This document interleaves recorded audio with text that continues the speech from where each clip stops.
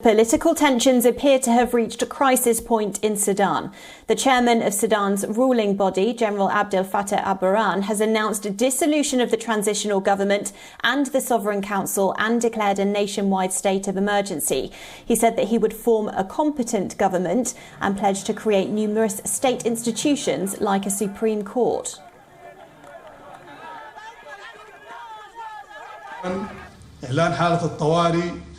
First, a statement of emergency is declared all over the country. Secondly, the country remains committed to the content of the constitutional declaration of the interim period in 2019 and the agreement in South Sudan that was signed in Juba in October 2020. A competent and independent government will take care of the country until the upcoming elections. It will be formed respecting and representing all Sudanese people.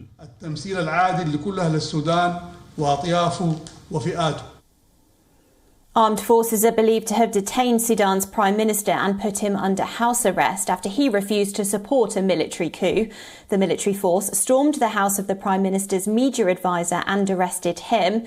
Civilian members of Sudan's ruling council and ministers of the transitional government have also been detained. According to Sudan's information ministry, all detained leaders have been taken to an unidentified location. Internet services were cut off across the country, while several main roads and bridges connecting with the capital city Khartoum were also blocked. In the capital city, people took to the streets, setting tyres ablaze and piling rows of bricks across roads in a protest against the military move. The protesters demanded the release of civilian members of the ruling council.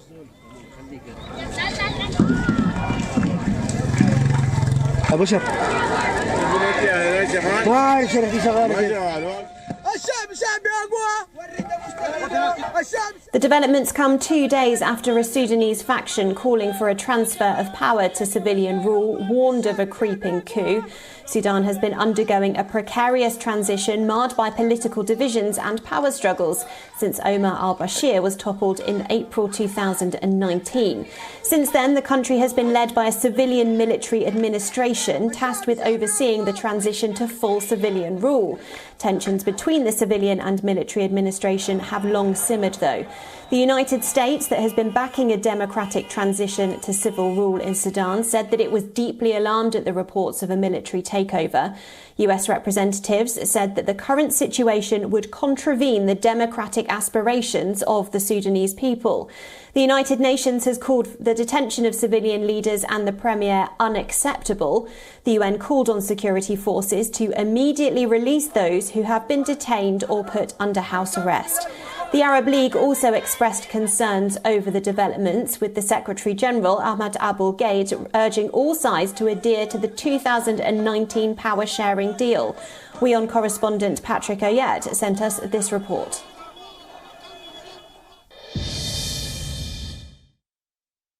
There are a lot of negative implications in regard to this military takeover. Number one is that the armed groups in Darfur, in Nuba Mountains, in Blue Nile, who are not yet really integrated into the national army, are likely to resume fighting if the military takes over. That means all that the civilian government did is likely to be dismantled. Therefore, you expect Sudan to start going back to military confrontations again.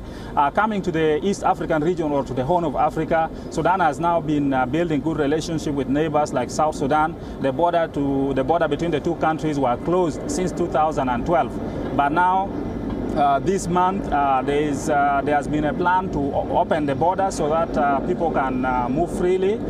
This kind of progress are likely to be all stopped as the military will try to consolidate power, and then we are likely to see a lot of repressive activities, like you will not see demonstration anymore in Sudan. There will be nobody who will come out to demonstrate against the military if the military are in charge. Even if you have something burning, you will not come out to talk about. And then don't think about elections also soon, because that means the military will want to first of all consolidate power. And this is all coming because in the Sudan history, all the leaders in the Sudan have actually been, in a way, military leaders. So this is a new thing. Coming to have a civilian kind of a government is a new thing, a new thinking, which many people are not ready to really accept.